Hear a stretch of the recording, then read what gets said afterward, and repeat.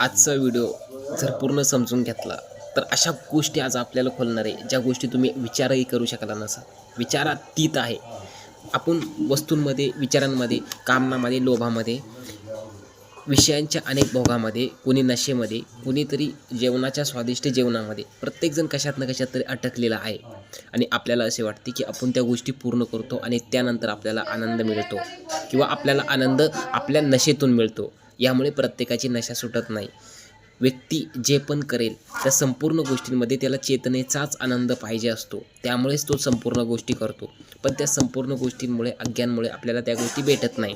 याचं एक सूक्ष्म आणि आजचं उदाहरण, आपण परिपूर्ण आहेत, आपण आनंद आहोत, आपण आनंद स्वरूप चेतना आहोत, पण त्यावरती अज्ञानाचा प्रकाश पडलेला असतो किंवा अज्ञानाचा प्रकाश नाही तर तो अज्ञानाचा जी पडते आहे, जी आसक्तीचे, विचारांचे, भावनाचे, भ्रमाचे आणि अनेक बिंदूचे जे अज्ञान आहे ते आपल्यावरती पडलेले असतात.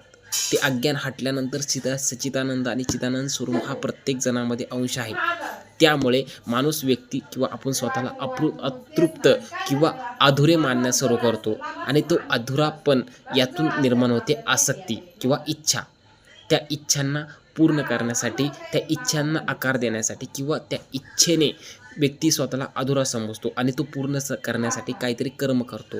तो कर्म त्याच्या विषयाच्या अनेक गोष्टींनी करतो. कोणीतरी तो कर्म किंवा ती इच्छा ही प्रत्येकाला असते. कोणाला विषयाची इच्छा असते, कामाची असते, कोणाला नशेची असते, कोणाला तलपीची असते, अशा चांगल्या किंवा कोणाला स्वादिष्ट अन्न खायचे असते.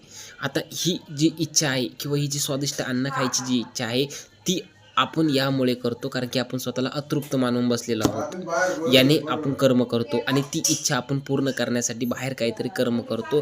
ती इच्छा ज्या टायमाला आपण पूर्ण करत असतो त्यावेळेस आपलं मन ती इच्छा पूर्ण, जसे मला गुलाबजांबू खायचा आहे, मी आता गुलाबजांबू खाल्लेला आहे, आता गुलाबजांबू मी जसा आपण खाईन त्यावेळेस मी काही मिनटासाठी आपली जी इच्छा आहे ती गुलाबजांबूपर्यंत होती, म्हणजे तो विषय पूर्ण होईल, तिथे मी आसक्त किंवा तिथे मी पूर्ण होईन.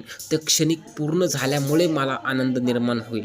जो क्षणिक आनंद आहे तो पूर्ण माने त्या मनावरती आसक्तीचा जोड किंवा कोणत्याही प्रकारचा अज्ञानाचा जोर राहत नाही आणि जे चिदानंद स्वरूप आहे ते आपल्याला काही क्षणासाठी मिळते. पण पुन्हा एक नवीन विचार अतृप्तीचा येतो आणि पुन्हा एक चक्रात मी नवीन विषयात अटकतो. तर वास्तवामध्ये जो आपल्याला आनंद भेटला होता हा त्या विषयाचा नाही, मन शांत होण्याचा भेटला होता, अज्ञान हटण्याचा भेटला होता. आपण विचार किंवा अज्ञानामुळे असं वाटते की मला त्या गुलाबजांबूचा आनंद भेटला नाही. तो गुलाबजांबू विषय असू शकतो पण मूल